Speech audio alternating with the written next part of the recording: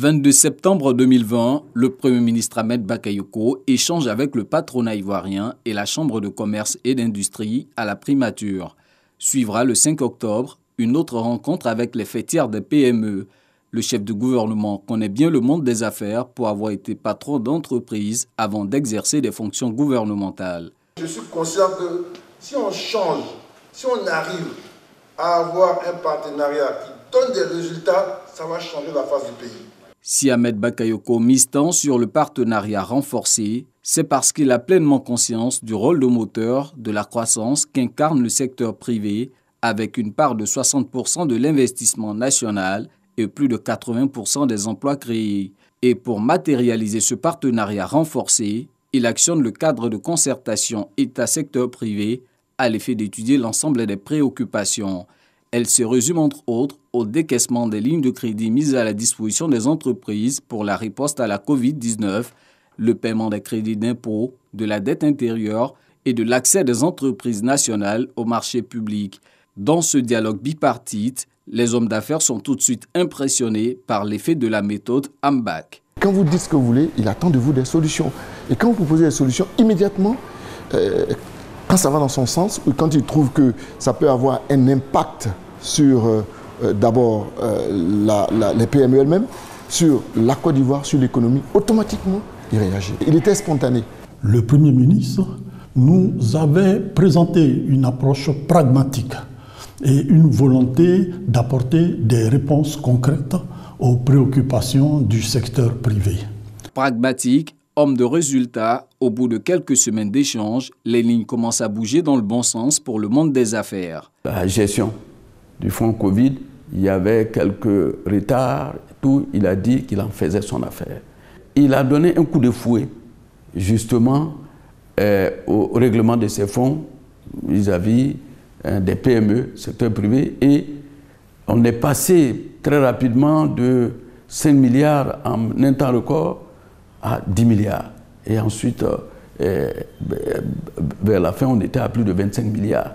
Nous avons vu la volonté du Premier ministre Ahmed Bakayoko de réactiver de manière concrète, de manière efficace, le dialogue État-secteur privé. C'est grâce à ces rencontres que nous avons pu sortir de la situation de blocage du remboursement de crédits de TVA que les entreprises connaissaient depuis un certain temps.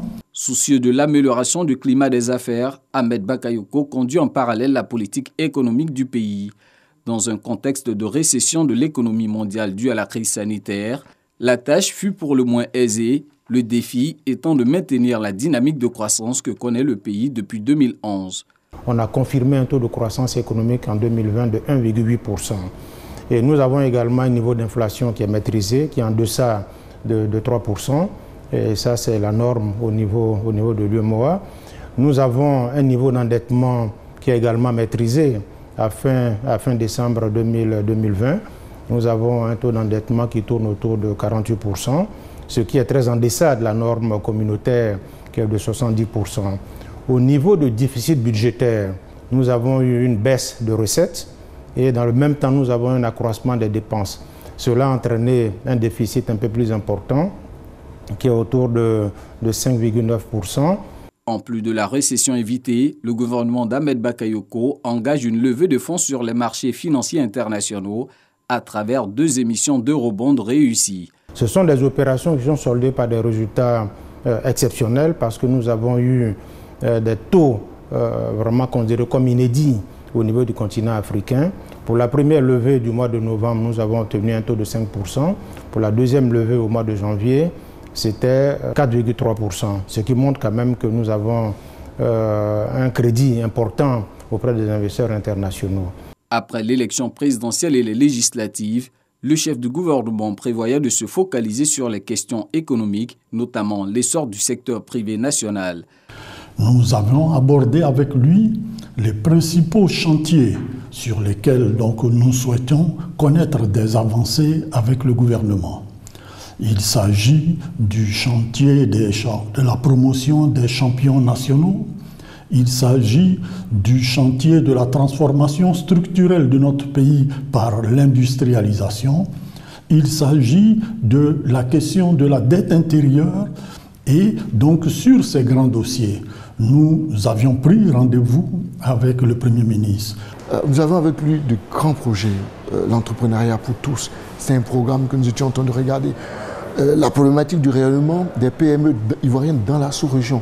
Et l'un de ses points forts, c'était de dire les PME doivent s'unir, doivent parler d'une voix. À partir de ce moment, vous pouvez faire de belles choses. Le Premier ministre Ahmed Bakayoko n'avait pas le profil de technocrate ou d'économiste chevronné comme ses prédécesseurs, mais il savait les clés du succès économique pour un pays comme la Côte d'Ivoire. Sa disparition survenue le 10 mars dernier laisse donc un goût de symphonie inachevé.